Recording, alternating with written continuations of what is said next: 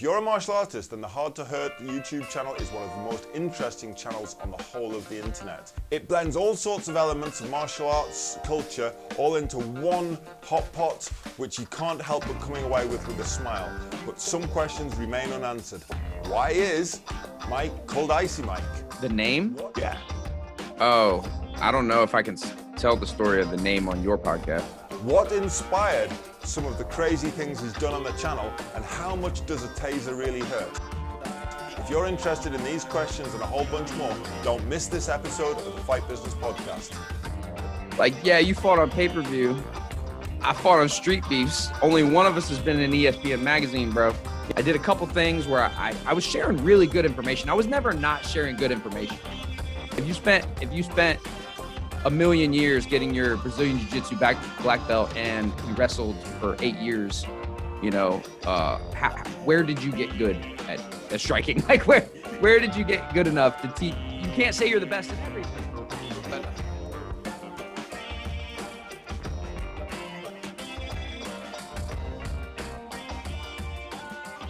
Hey Mike, how you going? what's up, man? We finally got this together. Yeah, I'm a very busy, important person, so I know it was hard to nail me down. Me too. Yeah. But the important thing is that your voice is now working, right? Yes, I was scheduled to be on a couple weeks ago, and I woke up and I said, all right, I'm gonna go do a podcast, and I went and set all my stuff up, and I was like, I'd done like 5 classes the night before. Right. And sometimes I just get in a mood. Sometimes I'm very chill. Sometimes I sit on the edge of the mat and I have a couple guys that help me and I don't say much. But I was just in a mood and I was just screaming my head off the entire night. And not yelling, like calling everyone garbage and stuff like that. I was like, it was a lot of let's go. You know, I was just feeling really hype. And I woke up the next morning. I couldn't talk for like a whole day. Well, you know, your wife would be pleased about that at least. Yeah, everyone around me was happy. So the first question I got today, because I don't know, is why ICY Mike? The name? Yeah. Oh, I don't know if I can tell the story of the name on your podcast. I don't know what rating are we at here. We're at rating 18, triple X. We don't give a fuck. So okay, cool, great. The abridged version is I was a teenager. We were probably 18 or 19, and we were over at a friend's house, and his brother had gotten arrested for something minor. It wasn't even major. It might have even been something like shoplifting or something like that, but he was in jail. And his brother said, yeah, you can go in his room. You can have any of his stuff you want. He's in jail. And we're all like idiot kids, and we're like, oh. And he was acting like he wasn't coming back. You know, and he was like, he had a belt, and my friend was like, yeah, you can have that belt. And it, actually this microphone stand. Was he a musician or something? Yeah, we played in little crappy garage bands and stuff like that. Cool. And so this microphone stand is, I guess, over 20 years old. And he was like, yeah, just take whatever. Yeah. Yeah, I guess it's stolen. Well, someone who I believed had the authority to give it to me gave it to me, but he had a stack of Hustler magazines. And we were like, we're definitely taking those. And we flipped it open, and there was an article that had a glossary of definitions of like really dirty, like joke kind of terms. And an ICY Mike is when you fill a contraceptive device with urine and then freeze it like a popsicle. That's called an ICY Mike. What's best about this is I would never in my life have ever known that fact. Like, I mean, I think that's the type of information that YouTubers need to know.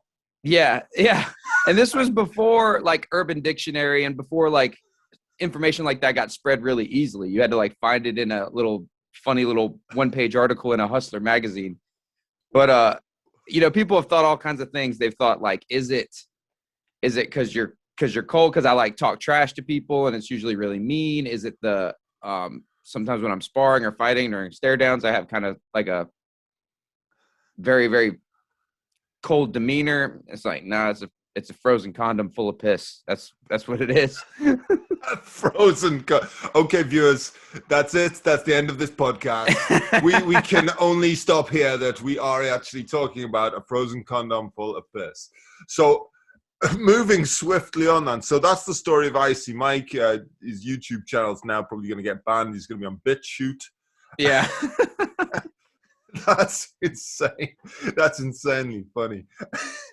And HARD2HURT. So that was the second question. Like, it's easy to see why you would call the channel HARD2HURT. Like, I mean, there shouldn't need too much guesswork around that one. Right. Yeah, that was actually when I first started the YouTube channel. It was very, very dry. It was like the channel Fight Tips. Yeah. You know, except I don't have the extensive technical knowledge that Shane has on Fight Tips. So I was trying to do something that I'm not saying absolutely nothing.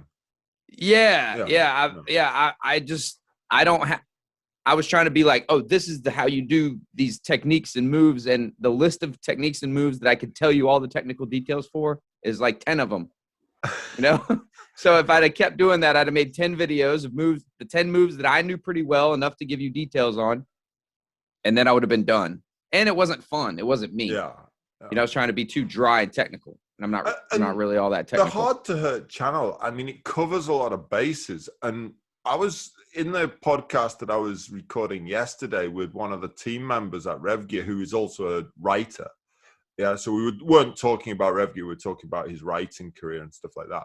But we kind of touched on something a little like that, where we're talking about how these things evolve and how there's still a much greater audience. What we were doing, we were comparing like the views of the McGregor-Poirier fight, the last one, or any of the major, you know, the famous UFC fights, with Kung Fu guy fights MMA, or karate fights Aikido, or something like that, you know, or some guy who you never heard of has a fight with some other guy you never heard of. Right. Yeah. And they're both really bad, but it's got 4 million views. Yeah. That is something I've encountered, especially I get a lot of pushback and flack and I hear through the grapevine little comments, and especially like locally where I am, there's a couple other martial arts schools, and a lot of the guys that run them or fight out of them like have like issues with me because I never fought professionally. I became famous for fighting bums in an underground fight club, you know, and these are guys that have fought in the UFC and fought on Bellator and done all this. And part of me, there's two sides to me. There's the side that's like, I totally agree. I think it's messed up. I think you've sweat and bled on multiple continents. You know what I mean? You've given your life to this sport. You've given your life to martial arts. Some of these guys have had problems that, you know, in their personal life because of being a fighter, you know, that fighter lifestyle thing. You totally deserve everything. It should be based on merit and skill. And then part of me is like, you know, like, yeah, you fought on pay-per-view. I fought on Street Beefs. Only one of us has been in ESPN magazine, bro. You know, like there's two sides to it. You know, the Jake Paul stuff kind of brought that to the forefront. It's like, yeah, okay, great. Yes, you're awesome. You worked really hard. You have a lot of technical expertise, but nobody cares. Like you got to make people care. And that's a separate thing. I think there's a lot of, what's the word? Almost elitism in the sport. Yeah. Or sometimes they say gatekeeping or lane enforcement, just like, hey, I deserve to be that. People like to deserve things. Like a guy I train with, we've been brought up together kind of through the sport, if you like. And there was two guys in our group, both weirdly called Pete, both of them. Yeah. Pete and Pete. And they both had quite lengthy fight careers. Like, I mean, these guys were in their early 20s when I was in my early 30s. My fight career never quite got going due to a plethora of reasons. I mean, I had a few, but nothing like these guys, right? Right. But Pete T was just an out-and-out competitor. And he wasn't physically gifted. He wasn't gifted in any way, shape, or form as a fighter, apart from he had it here.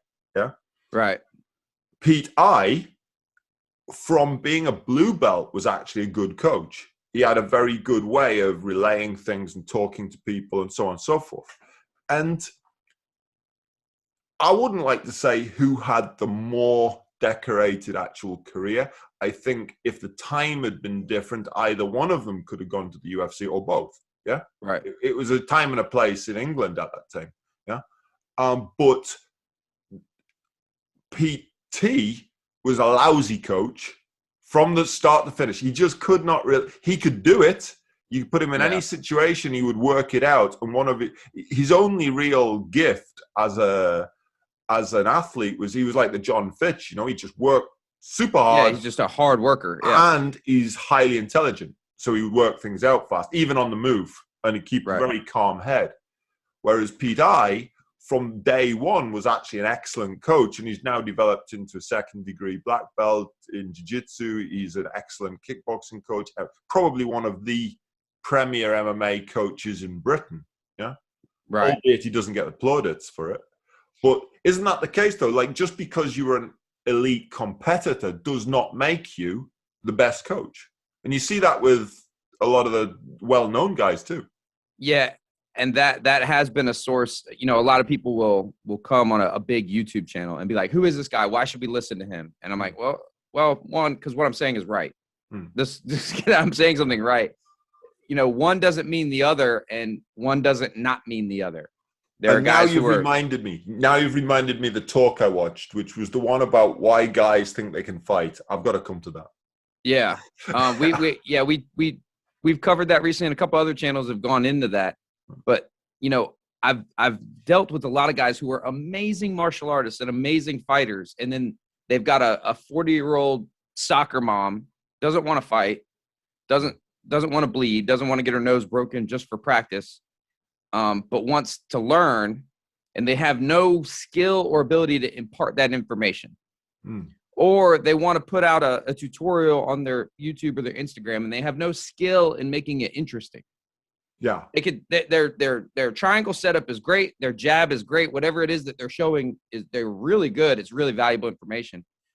You or I could watch that video or go to that class and extrapolate a lot from it as martial artists, but they have no way of taking someone who's like kind of interested and really interesting them, or holding the attention of someone who's essentially there for their own hobby. And it comes to circle back to the idea of deserving things. You know, I tell a lot of fighters are figuring this out now that it's been mainstream, that like, you got nothing coming. You don't deserve anything. You know, I think you do.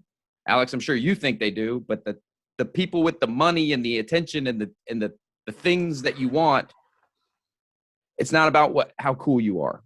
So if you're looking for attention and the current, whatever currency you're looking for, whether it's attention, whether it's money, whether it's glory, whether it's respect, people want to know what you can do for them. So if you can't help them or teach them or entertain them, they're not going to give you that thing that you want. You have to be almost on legendary status to be given that kind of plaudit now, don't you? Like, if you're Hoyce, and even Hoyce is probably struggling at this juncture, but if you're Hoyce or, you know, Hickson, perhaps.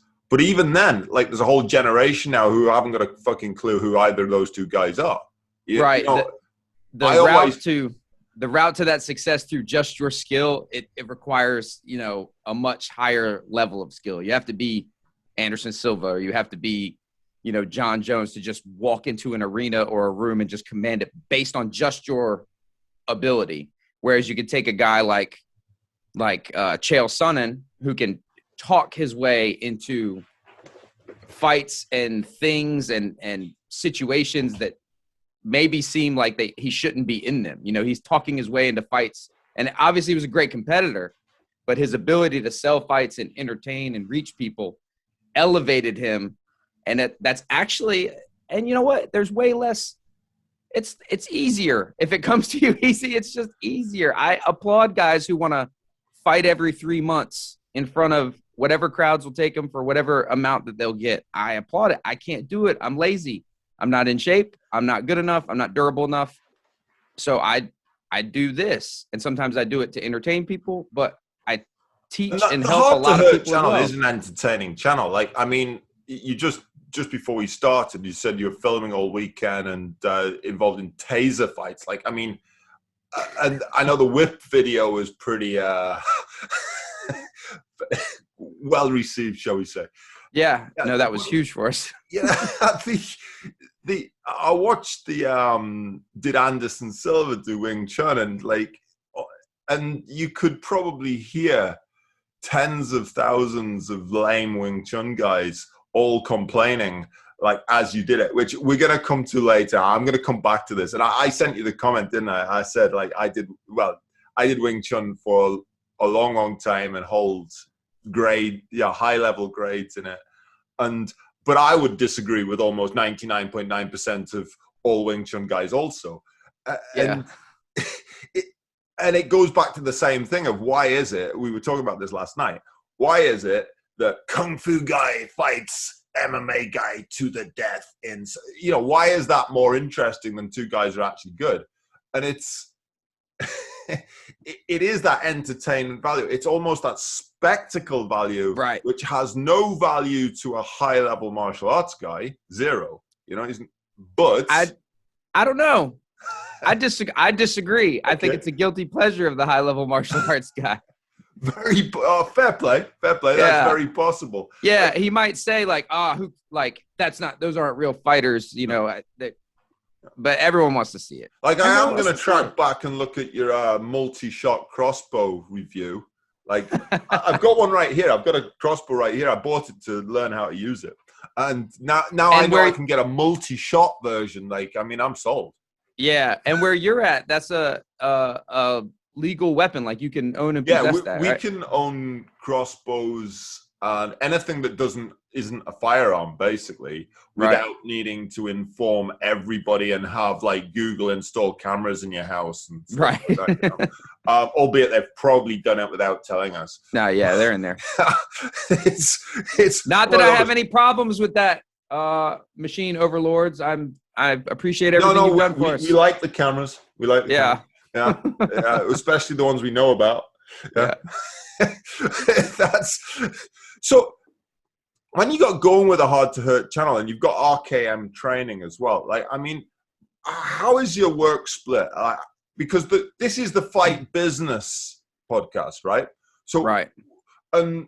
When we started up this podcast, and it was me screaming at Paul going, hey, we got to do something like this. We got to make the Rev Gear channel more entertaining. We can't just be adverts and this and information. We've got to make it more entertaining. We've got to actually speak to our audience a little.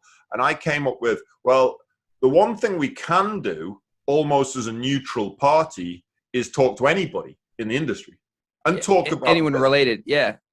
Any in any aspect of it, whether they're school owners, whether they're fighters, whether they're teachers or personalities, promotions, events, photographers. There's so many aspects to the business, and I suspect, I haven't looked actually, but I should. Like, if you look in the photography or videography sphere, there's tons and tons and tons of this out there, and people are genuinely interested. And if you're a budding photographer or videographer, then you'll probably be hooked to that stuff. Right. I would suspect that there's the same in the music industry that I come from. Nowadays I expect there'll be thousands of music industry podcasts and YouTube channels. But our business ends up being a little polarized because, the UFC don't really want to talk to ONE FC, who doesn't want to talk to Invicta, because everybody's competing for the same audience, or they feel they are. Yeah, and it's funny that you say that. I didn't even think about how that relates at the top and also at the very bottom. Bill's karate school, doesn't like Tom's taekwondo school, and they're like 3 blocks from each other, and they're like, no, those guys over there, no, those guys over there, no. And it's something about, and I guess it's because we're talking about fighting. We're talking about me pitting myself against you. I'm supposed to be better than you.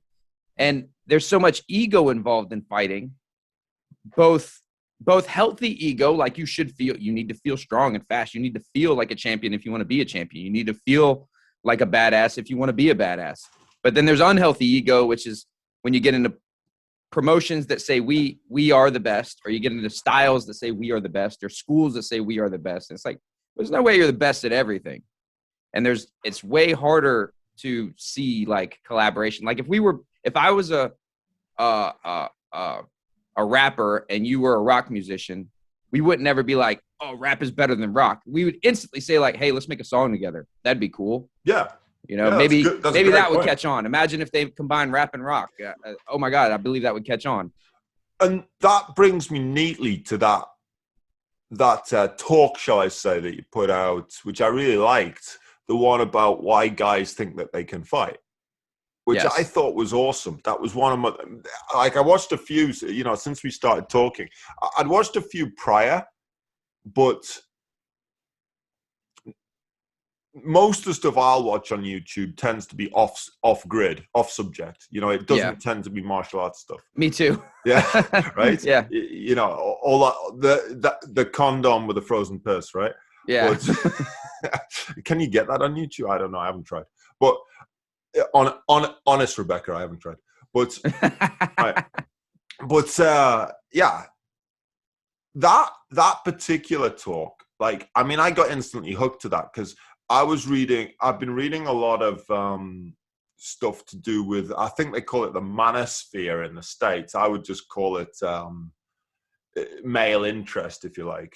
Oh yeah. And I read a lot of philosophy, and I was recently reading Samurai Wisdom by Tom Cleary, and I read a lot of this stuff.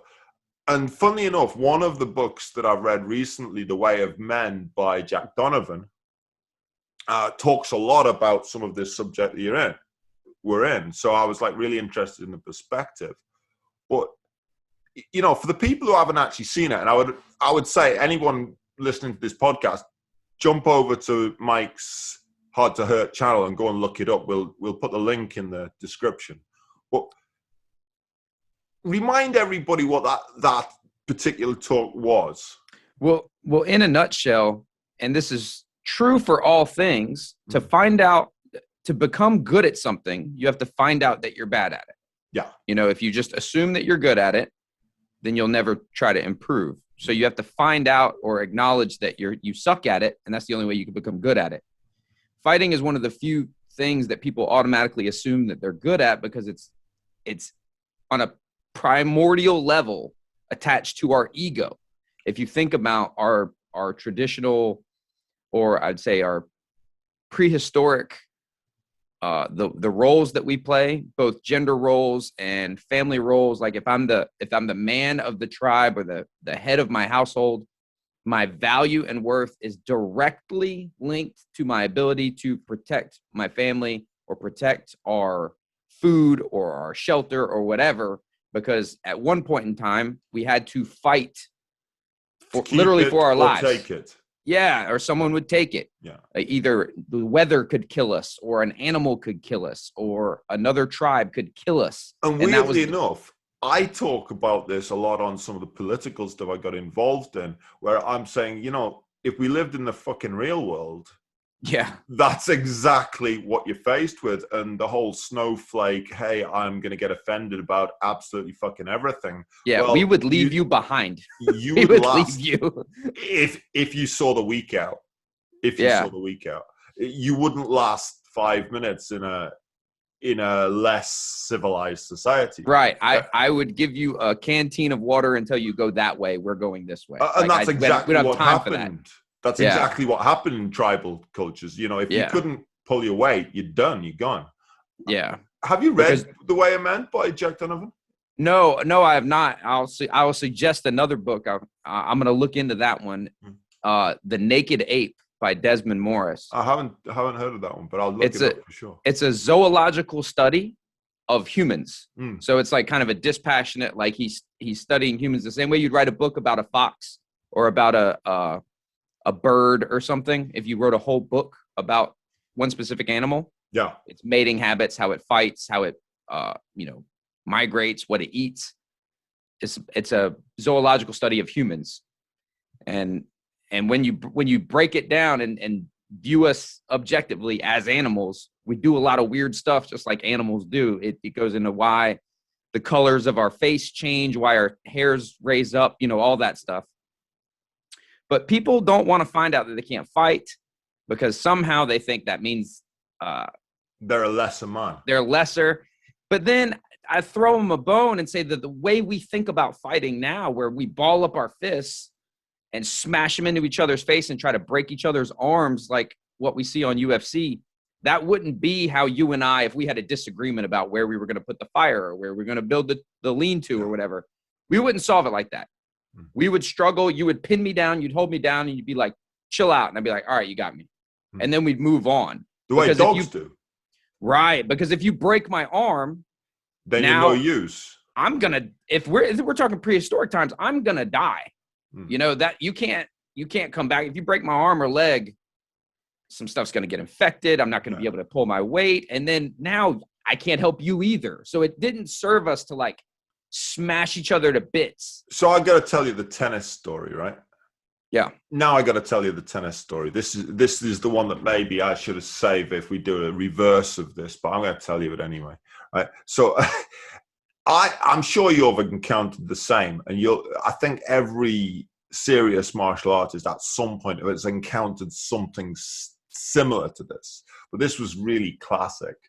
I was in a bar with a friend, and the friend has to bring up the subject, doesn't he? He just has to bring this subject of, you do this mixed martial arts stuff, and you're a fighter and all this stuff, and you're like going, oh, shut up. Yeah. And then somebody is about to have something else to say about it. Yeah, straight away. And a group of guys next to us, and this has happened multiple times in the years, but this was particularly funny.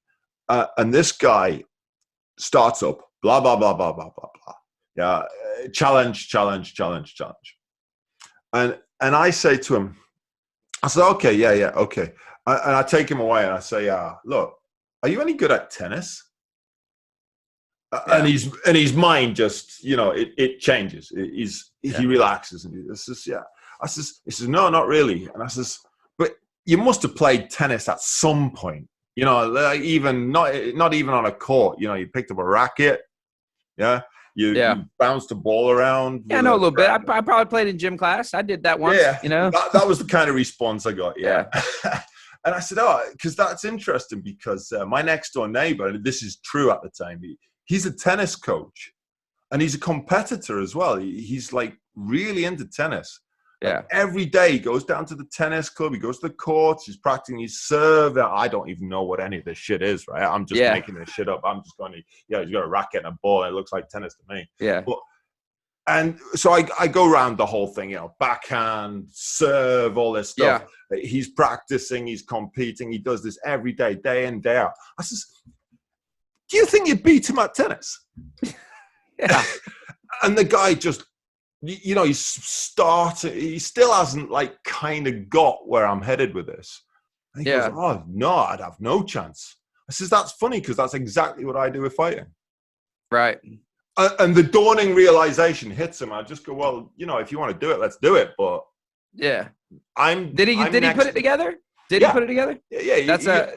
He must have done a good job explaining it. That was the end of his challenge. Yeah, it's because tennis doesn't. He won't feel bad about himself if he's not good at tennis. Yeah.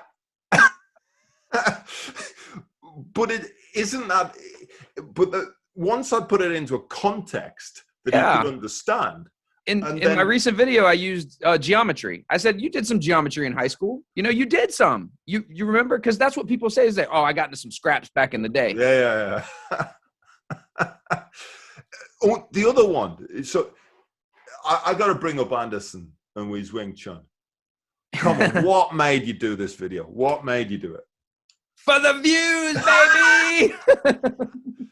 So I got to ask you this, right? So I'm going to try and sit on the neutral fence, which I think I can probably do in Wing Chun, actually, right? And for anybody who's watching this, who's like a Wing Chun person, I got to tell you, I've done a lot of Wing Chun at a high level with some top guys. No, Right? Alex, that wasn't real Wing Chun. I don't even know Oh, who yeah, you yeah, trained okay. with. It I wasn't don't the right even one. know who you trained with, what subsystem or whatever. I don't know, but Their I'm pretty entire sure lineage. it wasn't, because it wasn't my Wing Chun, so it wasn't the real Wing Chun. Well, you know, I didn't quite learn the fireball technique, but I did everything else, right? I got you, man. You can be neutral. You are the host here. I don't have to be. I'll do it. I'll throw myself on this grenade. Come on then. Here's the thing. When Kung Fu guys or Wing Chun guys come through the studio, or they pop up on the channel and they see a lot of my boxing, they're like, oh, for sure this guy did Kung Fu. For sure this guy did Wing Chun. I never did it a day in my life. Never once. I had 2 lessons with my friend Sergio, and everyone in the comments said that he wasn't a real Kung Fu guy or real Wing Chun guy. I got good at parrying because I hold pads a lot. Yeah. So I see lots of punches coming at me, and I intercept them with my hands multiple hours a day, every day. I got good at the high elbow block because when I wanted to make people miss the pads, right, I wanted them to see what missing was like, but it was a beginner. I didn't want him to lock his elbow out. I'd pull the pad out of the way and then stop his fist with my elbow. And that was my method for making people go, oh, shit, but then not like banging out their joint because they overextended. Yeah. So it was just time in. And then I got even better at it when I had my neck surgery and I had problems with my back and my head movement kind of slowed down. Right. So then I had to get really good with my hands. Anderson Silva is a freak of an athlete. Yeah. So if you took what scrubby 40-year-old amateur fighter Mike managed to do with the hand trapping and the parrying and the framing, and then let Anderson Silva try it, I don't think Anderson Silva seriously he may have dabbled, he may have taken some lessons, he may have met up with some guys. There's no way he pursued Wing Chun. No, I didn't. No, and you will simultaneously hear from the Wing Chun community them freaking out and like, yes, yeah, whenever they see anyone do anything that looks like Wing Chun, whether it's Tony Ferguson or Anderson Silva or any of the guys who they've gotten behind, while simultaneously a bunch of dorks will say, yeah, but no, that's not real Wing Chun, and not jump on the chance when they see a world-class athlete competing at the highest level for world championships using what looks like their martial art. It's mind-boggling to me that the Wing Chun and Kung Fu communities can be so fragmented. And I get that there's so many styles. I don't even know them. I don't think that's it, mine, but carry on. Yeah. Yes. Yeah. Think how silly. I always come back to wrestling and I always come back to boxing, right? Because we have so much data on those martial arts and those delivery systems for either hitting a person with your hands or controlling a person with your body. We've seen it. Think how silly someone would sound if they had some sort of wrestling that was not used in the Olympics and was not used in college wrestling, or some form of boxing that we didn't see in the WBC. Think how silly they would sound and be like, yeah, I know a real way to wrestle that these guys don't really know. And if they did know it, whew, they'd be unstoppable. Like, you don't think that some Minnesota wrestling coach like would say, you know what we're doing, this doesn't work. We need to do that stuff they're doing up on that mountain. So, Mike, I'm going to save your ass here, right? I'm going to save you. I'm going to save you from hundreds of thousands of really upset, like, Wing Chun guys now emailing, going, this guy's, like, broken the sacred vow of Chunism. Yeah? Yeah. The main reason, my teacher, Alan Orr, who is, in my humble opinion, one of the best martial arts coaches in the world today. And Alan, just send the check, mate. Right? But but in all seriousness, he is literally one of the best martial arts coaches I have ever met, and I've met a lot. You know? Yeah. And the issue appears to be, to me, that unfortunately vast swathes of guys in that particular sport have all remained untested for so long that they have never had the chance to actually refine what they're doing into their own Wing Chun, just in the way that Brazilian Jiu-Jitsu, if you look at the way Hoyler does Jiu-Jitsu versus Henzo or Hickson, or then you look at the way that the more modern guys are doing it, or Roger Gracie does it, they're all doing something different, right? Yeah. And they've all, De La Riva, and they're all doing their interpretation of the skills that they've been shown, but they have tested and tested and tested and tested it, and they've refined it to their own body mechanics. They've refined it to their own. Now, the thing which is interesting is when you learn it as a system and test it and put it under stress and start to see, and assuming that you've actually trained it to a high enough level to utilize what you know, what I would say, and it's actually an almost direct contradiction to the idea of they see something which looks remotely kung fu. Actually, a lot of the guys who are using this successfully, you would not actually notice that they're doing it, right? They would be utilizing it in a way that will look reminiscent of what could be half a dozen different styles. And we had a lot of guys compete at the time when we were actually promoting this as a Wing Chun thing, who were knocking guys out in legit competition. And they weren't doing, they weren't doing bong sao, tan sao, straight punch. They weren't doing this. They would utilize 2 or 3 maneuvers in a split-second situation where they probably were given an edge by something that you would never pick up. Nobody would. Yeah. Right. And they had an answer for a situation that isn't found. Yeah. The punching is punching and kicking is kicking. And the rules are you're over there and I'm over there. We're going to come together and one of us is going to try to knock the other person unconscious. One of the best things I learned about my own journey in that respect was actually not with a Wing Chun coach at all, but was when I went back to boxing. I was about 39 or 40 and I was having a lot of injury issues. So I just wanted to do just hands. Right. I went back to, I was training with a pro boxing coach. There was a good stable of fighters. And the guy looked at what I was doing and he says, and I'd sparred with a lot of the pros. And the guy goes, I don't want to erase anything that you're doing. I like what you're not getting beat up. You're not getting manhandled. You're not getting owned.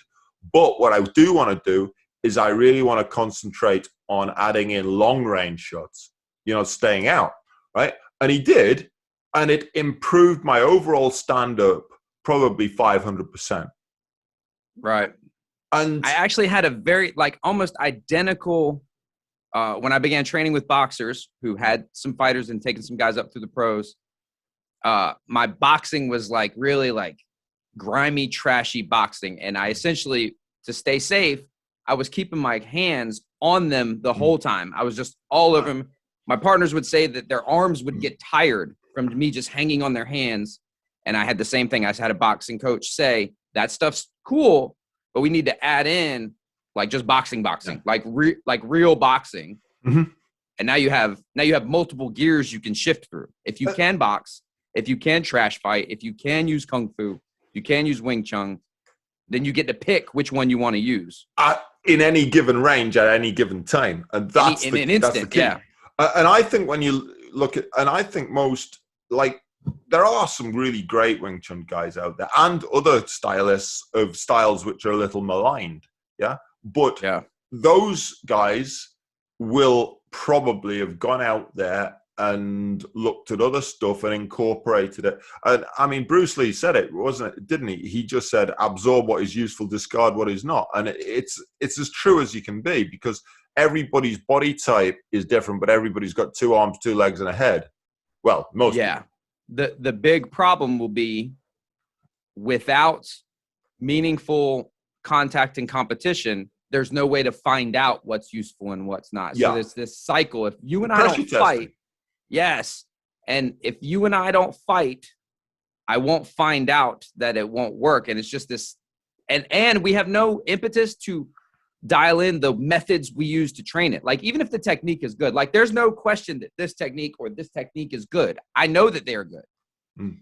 I didn't get good at them by some fat guy with a ponytail in the back room of a rec center with a bunch of teenagers telling me it's good and this is how you do it. I got good at it because professional fighters who outweighed me by 50 pounds were trying to punch me in the face and I was trying to make it work. Or I was training it to exhaustion and we were doing burnout rounds on the bag and still having to pick our hands up. The methods, and it's not just even the contact, like obviously we need to spar, but the methods that you use to train. Look at wrestlers at the end of practice. They're exhausted. Look at boxers at the end of practice. They're soaked with sweat. Do you think as a business owner, like with RKM, and you mentioned like, I know you're using examples like Bob's Karate versus Tony's Taekwondo. Yeah. Do you think there's just a lot of protectionism over the available student source? And it's just like they're afraid to actually push themselves as martial artists because they're in danger of collapsing what they see as their business interest? I think in the case of the types of guys that we were just discussing, I imagine that that's a lot of it is subconscious. I don't think that they're consciously saying, no, if we really get after it, I'll lose people. Yeah. You know, because the guys that like to really get after it, and I am just now, from a business perspective, I'm just now maturing to realize that the methods that I was using to train hobbyists were a bit too intense and a bit too, not the contact. I wasn't having them beat each other up. But for instance, I will make them spend 2 months. We do a 2-month unit on defending the jab. And that's it. That's all we're doing 4 days a week for 2 months is someone's trying to jab us and we're coming up with ways to defend it and drilling them. And how separate is Hard to Hurt and RKM? Completely separate or? It depends on if we're talking how we're talking. And I would love to share that actually, because I think I have a sort of unique business model. Yeah. That not totally unique, but a rare business model that I think will become more common. Like I think, because, and I'll get into that in a second. But what I was realizing is that I'm maturing now and I'm consciously aware of, okay, these methods are not going to keep Cindy, who just wants to get in shape, around. She doesn't want to spend, because after the 2 months of defending the jab, we spend 2 months of attacking with the jab. So you're only jabbing for 2 months. You know, that left arm is just screaming and you haven't uncorked the right hand and we haven't done any spinning and we haven't done any jumping. If I was trying to pump out fighters and I'm taking beginners to intermediate or intermediate to advanced, this is the best way to train them. Isolating a skill and becoming the best at it. And then moving on to a new skill, then integrating those, then adding a new skill. The very first podcast that we did as Rev Gear was with a guy called Paul Gavoni, right? MMA Science is his book. And he's a behavioral scientist, but he's also a boxing coach. And he talked a lot about how he chopped up his training. And I think, or chopped up the way of approaching coaching, I think. Right. And, you know, I think a lot of good coaches would get kind of affirmation that their coaching was doing it the right way. Whereas a lot of maybe less coaches or new coaches, guys who are just beginning to start coaching, would gain a lot of knowledge and ability from doing that. Because just because you were taught a certain way doesn't necessarily mean you should teach that way. Yeah. And what I've found is you do have to treat someone who really wants to be a fighter differently than someone who doesn't. Yeah, for sure. Our kids program is banging. Our kids program is full with a wait list. People are dying to get their kids into my kids program. We started a new teen program. So I have a 5 to 10 and I have a 10 to 14. And the parents are loving the 10 to 14 program. I started the 10 to 14 program so that I could get my reps and get my fulfillment of training it like a fighter's program. Because you can treat, it's this funny age, I can treat 10 to 14-year-olds harder than the adults and way harder than the little kids, you know, and not only are they down for it, their parents love it, because we're talking about an age where the kid he's starting to go soft, he's whining, he wants to play video games all day. I don't have to worry about the parents pulling those kids out.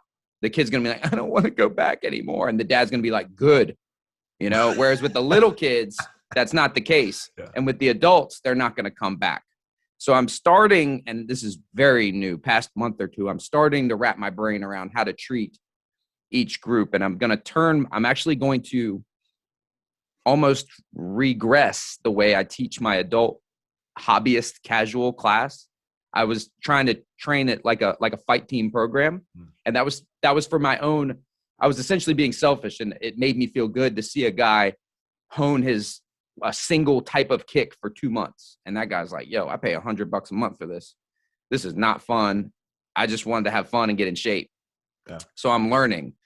But the integration, what Hard to Hurt has allowed me to do is to care less about trying to make money at the studio. I don't run ads. I don't beg people to come to class. I don't care if anyone comes to class. It kind of frees you. Yeah. Because the YouTube channel is my primary source of income. All I need the studio to do is to break even. So that's really interesting, because a lot of, like, when we set up this podcast, the Fight Business podcast, that was the idea because one of the values that I think that we can bring with this, when we speak to loads of different people in the industry, is people who are coming into the industry. Maybe they're already fighters. Maybe they've got a passion for a particular martial art that they've been doing for a long time. Maybe they're teenagers coming into adulthood and looking at what they want to do with their life, and show that there's more avenues to simply than fighting and coaching, and that there are different things that you can do. And not only that you can do, you must do them. Right. So you must.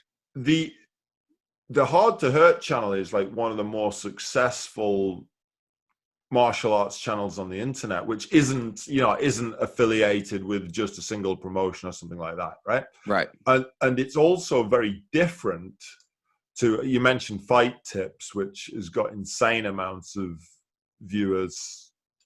Right. There's stuff like that which is technical, and I get it. It's like the what's the word? It's like kind of Peloton for martial artists, right? Yeah. But your channel is very different. It's varied. It's got a lot of different aspects. You do reviews you do equipment, you do self-defense, you do, combat sports stuff. You bring out weird taser guns in the middle of interviews. And then, you've already heard the explanation of the name. Yeah. So, which I'm never going to ever be able to avoid speaking about now. Yeah. It's going to occupy an inordinate amount of your brain. Oh, I'm ruined. And then people do that, and then they when you take that box on YouTube on the back end of YouTube Studio where it goes, no, this is not for kids, I'm now going to need a third box. Yeah. This is not for anybody. This is not for any decent human being. Nobody should watch this. Nobody ever should watch this. But yeah, I mean, what do you feel that makes Hard to Hurt as popular as it is? So I struggled with the identity of the channel for a long time. And I always wanted the channel to not be me. I wanted it to be a brand, and it could maybe be anyone. Like, you could come on and teach a technique. And then I realized that's Fight Tips. Fight Tips does that. He has guest instructors teach techniques, and we have features, we have people on there. But what makes it different is that I try very hard to never try hard. Yeah. Like, there is a lot of calculation, and I'm doing things on purpose. And when we pulled out, we did taser fights this weekend, and I had a schedule, and I had things in mind that I wanted to hit, and I had things I wanted to say, but you just let the conversation go and then pull what you can out of it. But despite it being heavily about me, I'm all about me. You can't be a good YouTuber if you're not a little self-absorbed. I work very hard to constantly make sure that no matter what we're doing, I'm putting the viewer first. Yeah. Not how cool am I? And I think that there's a parallel in running a martial arts business. And I see, and the problem is you can get false positives with this. I see a lot of gym owners who are senseis or instructors or coaches or crews or whatever, from whatever sport or martial art, and they're awesome. And their schools and their class tend to be about how awesome they are. And you should go there because they're awesome. I think a more long-term sustainable model is you should come here because you're awesome and we're going to make it about you. Have you read Brand Story by Donald Miller? No. You've just basically said what he said. Yeah. People care about what you can do for them. It's like, it's modern marketing 101. I mean, it's interesting that you've like come out with that conclusion independently, and it's like quite an intuitive thing to have done. It's one of those things where it seems obvious once somebody tells it to you. Right. No? Yeah, you say it and it's like, well, duh. And it's like, but do you really?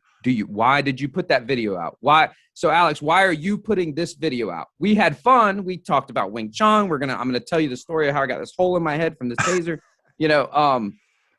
We had fun, but why are you doing this? There's someone out there you had in mind and you said, you know what? There's a guy that needs to hear this stuff and it needs to help him. So that's what I did with Hard to Hurt, is I knew from personal experience, there were dudes out there who were into fitness, into martial arts, into self-defense, into fighting, that they were going into gyms, because I was in one, where they weren't taking good care of them. They didn't treat them very well. They maybe beat them up in sparring. I got beat up in sparring a bunch early on before I knew what I was doing, by people that I thought were supposed to be looking out for me, and I thought this is what I was supposed to be doing.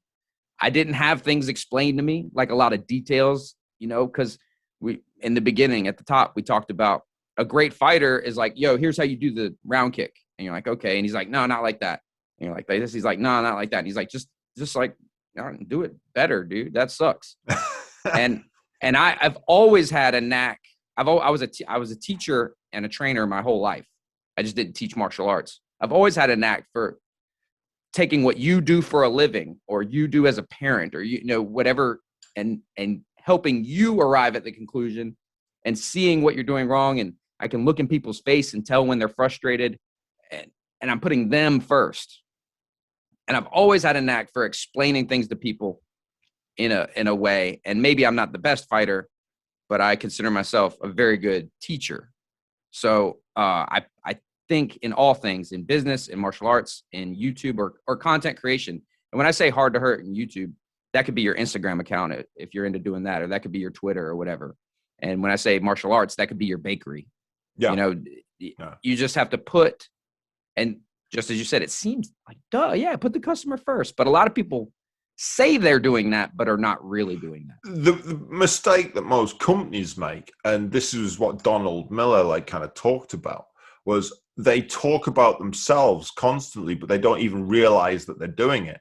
So they'll go, come on down to Bob's Sofa Place. We've got the best sofas in the world, and we've got 2,000 different versions of sofas, and every sofa ever. And we've spent years and years and years in the business, and we've got every material. And they've still said, we.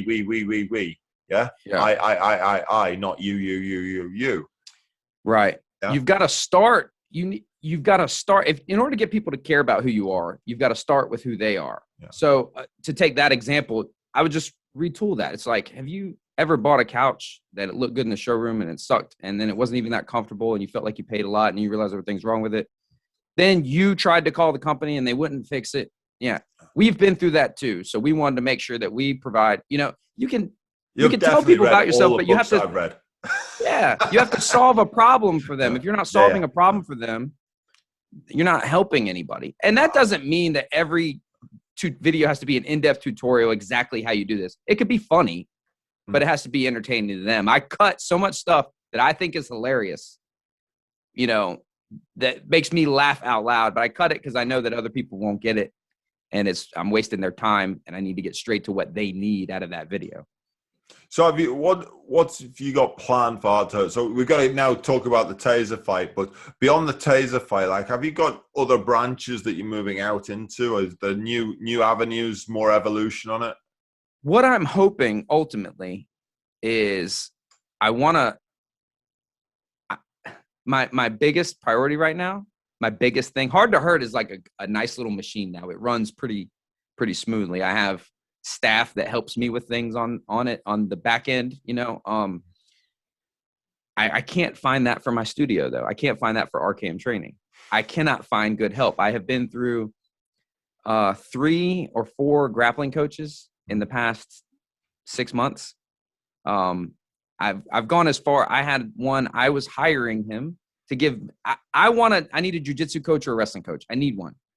I need one for a couple reasons. One, because I want to get better at that stuff. Two, because my guys need that stuff. We're strictly a striking school with a lot of stand-up clinch, no ground game, right? None is taught at our school. So for fighters to train with us, they have to Go farm somewhere out else. their ground. Yeah, for that. And then that becomes a big, hard ask. I'm cool with it. I'm like, yeah, get your boxing and kickboxing here and then go there and get your jiu-jitsu. But then they go to Jiu-Jitsu Dave, and Jiu-Jitsu Dave's like, oh, our boxing's better than their boxing. It's like, how is that possible, man? If you spent a million years getting your Brazilian Jiu-Jitsu black belt and you wrestled for 8 years, where did you get good at striking? Like, where did you get good enough to teach? You can't say you're the best at everything. But as we talked about, there's no that sense of collaboration in fighting and martial arts. It's just like, well, I have to say I'm the best at everything, because if I don't say I'm the best, I have to say that you're the best. I'm like, I'm saying you're the best. You're the It best to becomes a take down. business pressure, doesn't it? Yeah.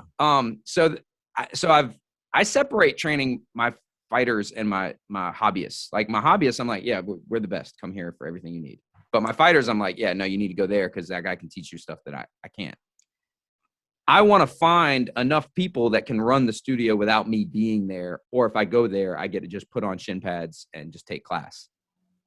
I do a couple classes a week where someone else teaches them, but I'm basically trying to find another me, because the next plan is to take the YouTube thing on the road. I want to go places and do things and work with people. And now I'm That's fortunate enough. cool. Yeah, That's I'm fortunate enough. I have the opportunity now where I can slide into a UFC fighter's DMs and be like, yo, I'm coming through. And they're like, yeah, cool. Great. Would love to have you. Yeah. And I want to do that sort of stuff. But to do that, I still have to make sure that my 30 people, back at home are taken care of before I can take care of this 300,000 out here.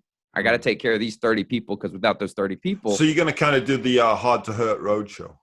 Yeah, I would love to be able to get on the road more. My friend Seth, he has a YouTube channel now, and he's up to 100,000, and he's unfettered. He has a girlfriend. He has no kids. He doesn't run a business, so he jumps in the car and goes wherever he wants. He meets up with boxers. He meets up with judo guys, and he can do whatever he wants. And I want to be able to do that, but I can't until my flesh and blood, brick and mortar business is taken care of. So yeah, the Hard to Hurt roadshow sounds awesome. And it's always a challenge for every business to get the right staff, and it can take a long time. And it's just also that skill of devolving responsibility is very difficult. Yeah, it's hard for me to do that. It's hard for me to let go. Usually I take the classes. If I have other coaches that teach classes there, I am in them. I'm a student in them. And I'm like this the whole time. I'm like, just work out, Mike, just work out. And I'm like, I wish you would, and I'm thinking I wouldn't do it that way. But when that guy's in my classes, he's thinking the same thing, and that's just our ego. He's thinking when I teach something, he's like, yeah, that's not how I turn my foot. And I'm watching him teach something. I'm like, that's not right. But we're all thinking that about each other. It's just that the only way to level up is to say, oh yeah, we're all thinking that. There's a lot of ways to do stuff. Let it go. Do it his way during his class. Do it your way during your class. Keep what's useful. Discard what's not. And move on. That was Bruce's simple contribution to the martial arts world, wasn't it? That one statement, which I'm sure he borrowed from some ancient Chinese guy anyway.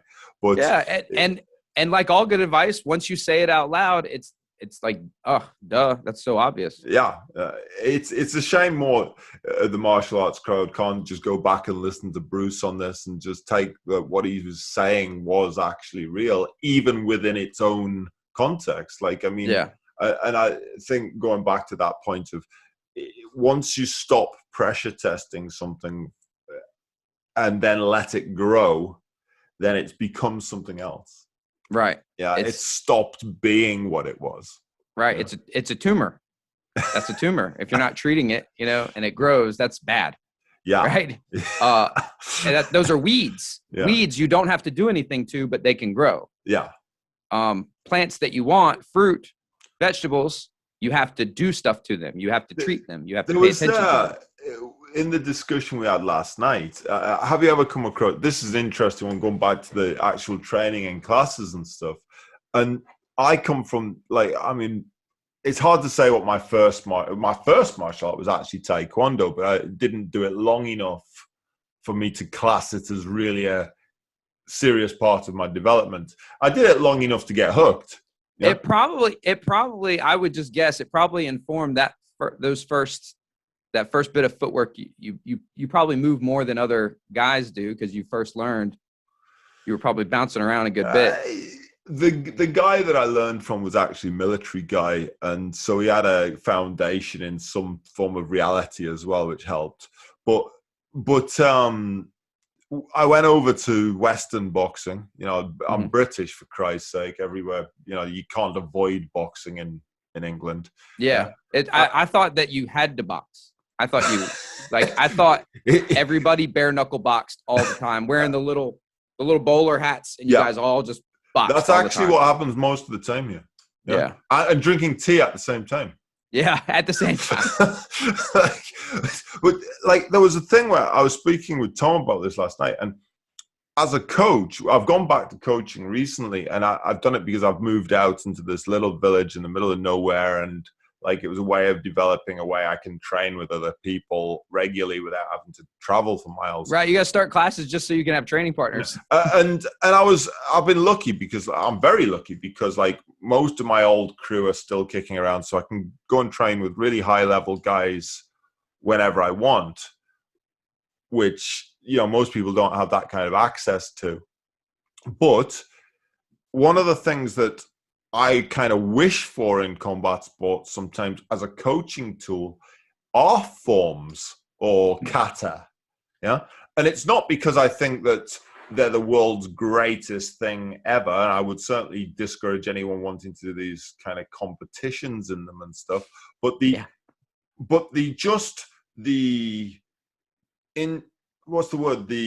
instilling correct movement is difficult without them.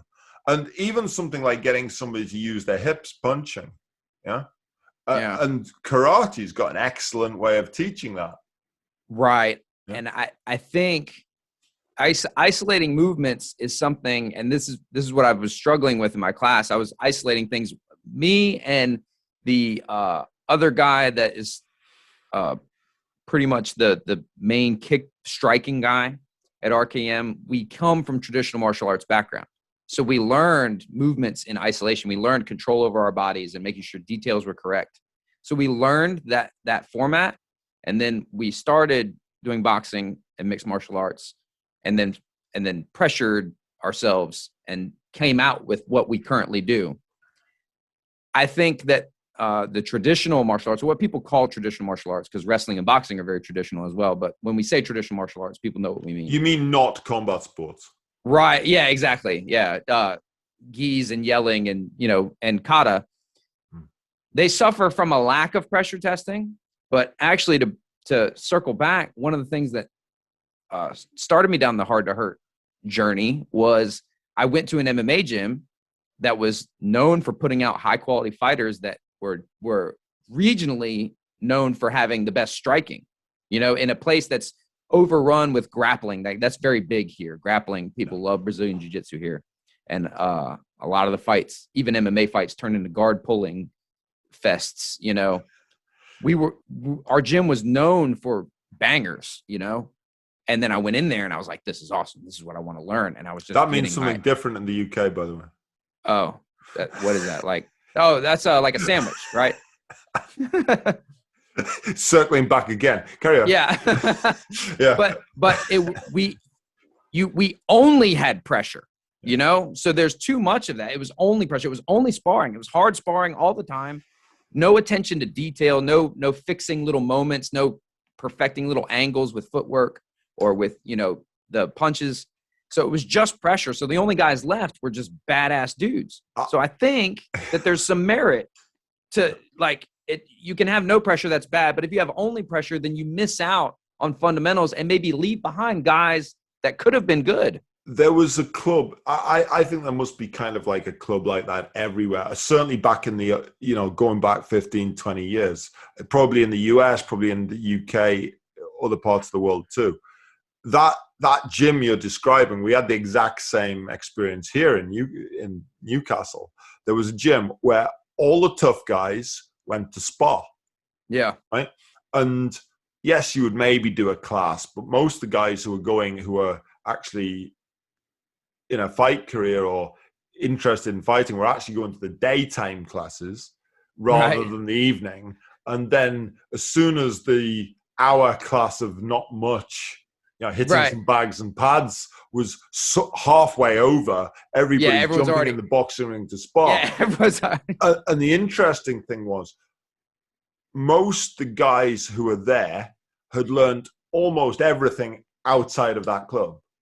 Yes. They weren't but when they fought, they were fighting under the banner of that place. So it's hard to tell that place that they're doing it wrong when their guys are beating everyone up. But if you looked individually at the guys who were representing that gym on a regular basis, most of them had either learned their trade in Thailand, or they'd been somewhere else, and then they'd found it. You nailed it. You nailed this place exactly. Yeah. I think 20 years ago, I bet this was at least 10 years ago, was it? It was. Yeah. It was exactly 10 years ago. Right. Well, in the UK, there would be a place like this. 15, 20 years ago, there would be a place like this in every major city. Yeah. Yeah. And it's evolved a lot since then. Like, people are bringing in quality striking coaches and realizing that they've got deficiencies, and realizing that the best guys are the ones that they can bring through from being, the real skill is taking somebody who is not like necessarily a natural fighter and turning him into one in a lot of ways, or taking attributes and turning him into something amazing. Right. Yeah. Getting or taking an amazing striker and getting his takedown defense better, or taking a talented wrestler and upping his striking game a little bit. And the best boxing coaches that I've experienced some great boxing coaches, but the best ones that I've worked with are the ones which are all about attention to detail and all about footwork and all about perfect technique. And they're not hitting bags and skipping rope and pretending to shadow box in the air, doing not a lot. The attention to detail is very high, which is quite interesting, because that's how the Okinawans did it. And that's really actually how the Kung Fu guys did it as well, originally. Right. Yeah. Yeah. So it's hard. It's hard for karate to tell MMA, hey, you should be doing this, when MMA would be beating karate's ass currently. You know what I mean? So I was in this gym and I was like, yeah, everyone in here is good. But there's two things happened. No new guys ever elevated. No new guy at that gym who didn't come to the daytime classes. He worked a 9 to 5, and he showed up for the lip service striking class or jiu-jitsu class. And then they had team training or sparring after. And he was like, oh my, he's getting his ass kicked. He's not coming back. He's leaving with a neck injury, which is what happened to me. It's just, this place is not for me. And you never take a new guy and make him a good guy. Or if you've got good guys, you've put a little ceiling on them and they become like regional heroes. Yeah. And then every once in a while, one gets called up to one of the big shows to job out to somebody, and then back down they go. And then they sort of do this. They're real tough. They're winning fights. They're winning fights for a couple $1,000s in front of local crowds in the region, and never stepping up to the level and figuring out. So how are the UFC guys? How is their coaching done? They're never doing it that way. They're never figuring out that next step, because it's hard to tell them, hey, you're doing this wrong. I know you can kick my ass, but you're doing this wrong. Yeah. Well, and this is where we're going to go full circle again. And we can maybe talk a little more about this next time, because we mentioned street beefs and a couple of things in actually last night's podcast that we recorded. I have a feeling we might actually put this one out ahead of the one that's gone, but I haven't worked that one out yet. Albeit I've been saving this one up. I'm even glad it's now turned out to be podcast 6. So yeah, giving us a little bit more of a run up. But because we're coming towards the end of the hour, I think a little bit over, in fact. I'd like to wrap this and come back in another 6 or 10 episodes. But we've got the HARD2HURT Roadshow next. We've got the taser battles. We've got whips. We've got condoms for the purse. Yeah. Yeah. if you're setting up a YouTube channel, if you want to come into the industry and you're watching Hard to Hurt, you think Hard to Hurt's phenomenal, and you're wanting to carve yourself out a career in this marketplace, what would be the one thing you would tell these guys to do? Somebody who's watching this today, maybe he's an 18-year-old kid, he wants to get into the industry. What would you tell him, Mike? The first one is viewer first. Is viewer first. That's it's customer first. That's your customer. They're not giving you money, but they're giving you their attention, which is a new form of currency. You can then cash that attention in for credibility. You can cash that credibility in for more attention. Then you can cash that attention in for money one day. Viewer first is the most important thing. There's like lots of details. There's lots of tricks. There's lots of tactics and techniques you need, but viewer first is it. The biggest problem is when you're new, you don't know exactly what that means. You know what I mean? Like that's like starting your fighting career and saying, well, you need to train hard. That's pretty good advice, but like, you don't know where you should be training. So you need to train smart and hard. And so when I say viewer first to a new guy, they're like, oh yeah, totally. Sure. I can't wait to show people this very special way I have of jabbing. And I'm like, dude, nobody gives a fuck about your very special way of jabbing. You need to build up to that. One day people will. People comment on, who cares what you think? I'm like, well, a lot of people. Like objectively, a lot of people do. But I got there by serving them first. It was, I did a couple things where I was sharing really good information. I was never not sharing good information, right? Just like that kid with his very special way of jabbing. I'm sure it's awesome. Sure, he's tagging dudes with it. Just nobody cares. You got to get people to care first. You get them to care first by doing for them, which I don't recommend letting yourself get whipped or tased. I recommend strongly against it. There's only a couple guys that can do it. But, and then if I got if you gave me 2 more tips to give them, consistency is the most important. You got to put it out. And like you're figuring out, like, we want to do this every Friday. So that way people that want to find you again know they can find you again and they don't get left in the cold.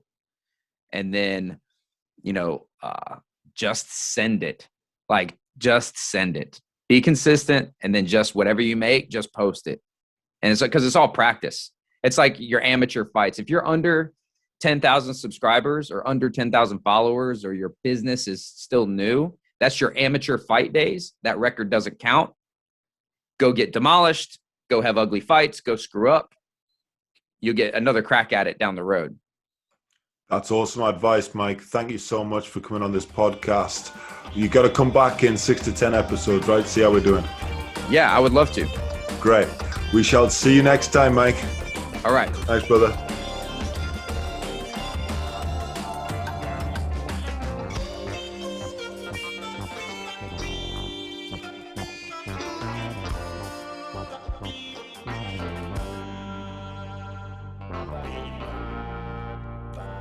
Bye.